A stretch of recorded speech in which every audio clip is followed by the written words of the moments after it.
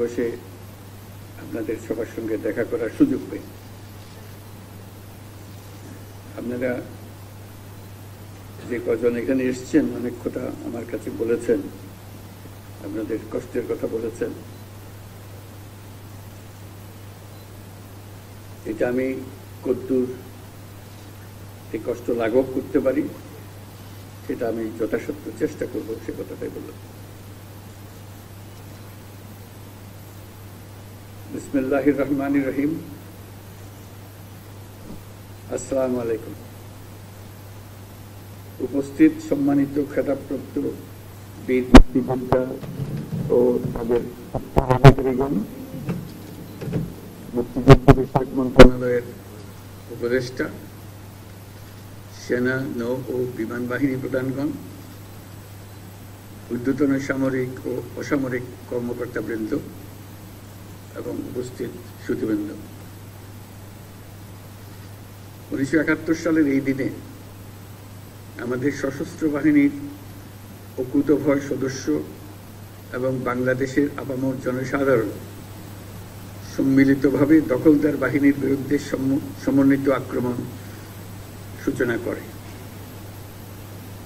সেই আক্রমণের ফলে আমাদের বিজয় ত্বরান্বিত হয় এবং ফলশ্রুতিতে আমরা স্বাধীন ও সার্বভৌম একটি দেশ বাংলাদেশ অর্জন করি।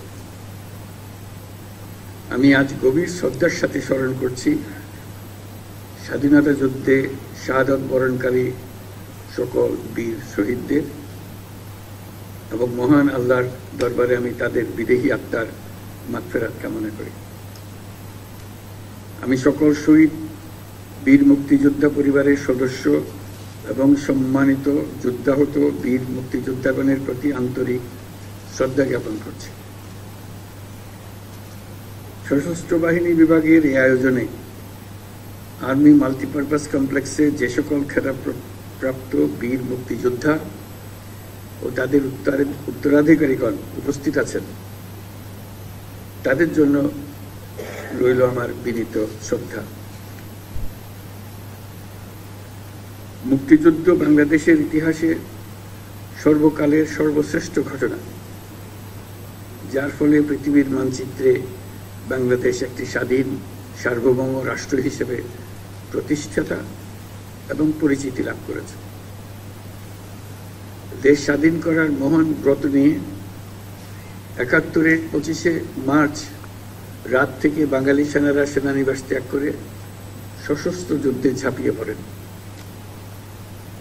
একই সাথে এই দেশের কৃষক, শ্রমিক, ছাত্র জনতা, সাধারণ মানুষ সকলেই যার যা কিছু আছে তাই নিয়ে যুদ্ধে ঝাঁপিয়ে পড়ে, যা একটি জনযুদ্ধে রূপ নেয়।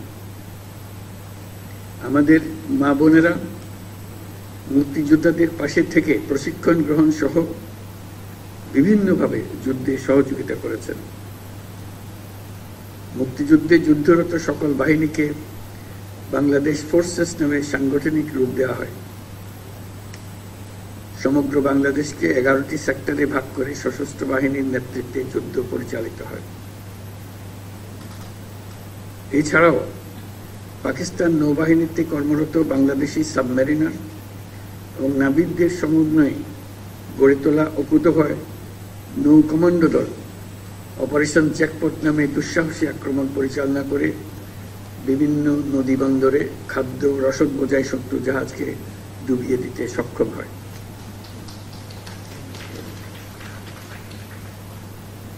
এছাড়াও বিমান বাহিনীর সদস্যগণের সমন্বয়ে গঠিত কিলো ফ্লাইট চট্টগ্রাম ও নারায়ণগঞ্জের জ্বালানি ডিপো সহ পাকিস্তানি হানাদার বাহিনীর গুরুত্বপূর্ণ স্থাপনায় সফল আক্রমণ পরিচালনা করে।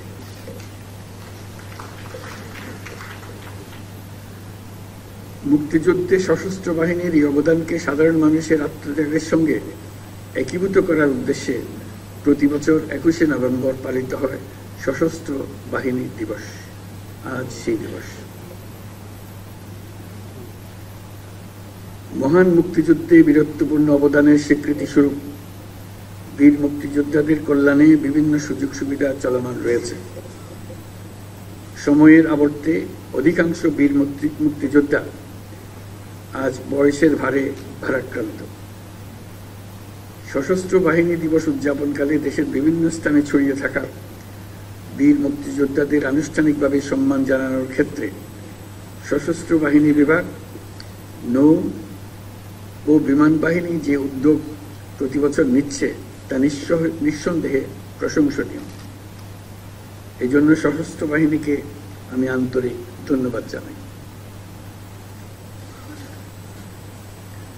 বিগত 5 আগস্ট 2024 সালে ছাত্র জনতার বিপ্লবের মধ্য দিয়ে আমরা এক নতুন বাংলাদেশের সূচনা করেছি।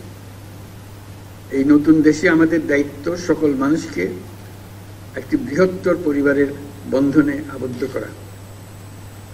পরিবারে মতভেদ থাকবে, বাকবিতণ্ডা হবে, আমরা কেউ কারো শত্রু হব না, কাউকে তার মতের জন্য শত্রু মনে করব না, কাউকে ধর্মের কারণে শত্রু মনে করব না। আমরা সবাই সমান, আমরা সবাই একই পরিবারের সদস্য। কেউ কারো উপরে না, কেউ কারো নিচে না, এই ধারণা আমরা জাতীয় জীবনে প্রতিষ্ঠিত করতে চাই। বৈষম্যহীন, শোষণহীন, কল্যাণময় এবং মুক্ত বাতাসের রাষ্ট্রের যে স্বপ্ন নিয়ে মুক্তিযোদ্ধারা দেশ স্বাধীন করেছিলেন, আমি তাদের সেই স্বপ্ন পূরণে অঙ্গীকারবদ্ধ। আমরা এখন থেকেই বাংলাদেশকে এমনভাবে গড়তে চাই যেন এই দেশে জনগণই সত্যিকার অর্থে সকল ক্ষমতার উৎস হয়।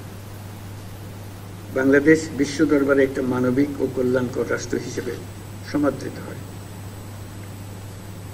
আমরা সকল রাষ্ট্রের সঙ্গে বন্ধুত্ব বজায় রাখব। আমাদের পররাষ্ট্রনীতির ভিত্তি হবে পারস্পরিক সম্মান, আস্থা, বিশ্বাস ও সহযোগিতা।